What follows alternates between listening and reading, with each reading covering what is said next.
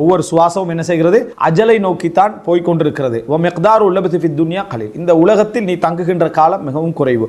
வல் hubs fill குபூரி தவீல், ஆனால் கபர்ல நீ நிற்கக்கூடிய காலம் அதிகம். வல் அதாபு அலா முவாஃபகத்தில் ஹவா வபீல், அதே போல என்ன மனோ இச்சைக்கு நீ உடன்பட்டு நடந்து செல்வது என்பது மறுமையில பெரிய ஒரு அதாவது கேவலமாகவும் தண்டனையாகவும் அமையும். ஃபஐன லத்தத்து அம்ஸ், நீ நேற்று அனுபவித்த சந்தோஷங்கள் எங்கே?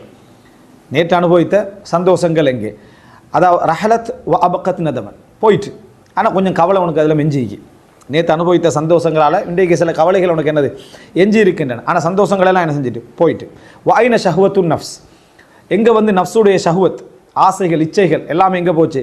கம் நகஸ்தத் ரஅஸன் வ அஸல்லத் கதமன், அந்த ஆசைகள் எல்லாம் எத்தனை அதாவது தலைகளை குனிய வைத்திருக்கின்றன, எத்தனை பாதங்களை சறுக்க வைத்திருக்கின்றன என்று இமாம் இப்னு ஜௌசி இந்த ஆரம்பமாக உலக ஆசைகள், சந்தோஷங்கள், மகிழ்ச்சிகளுடைய அந்த யதார்த்தத்தை சொல்லி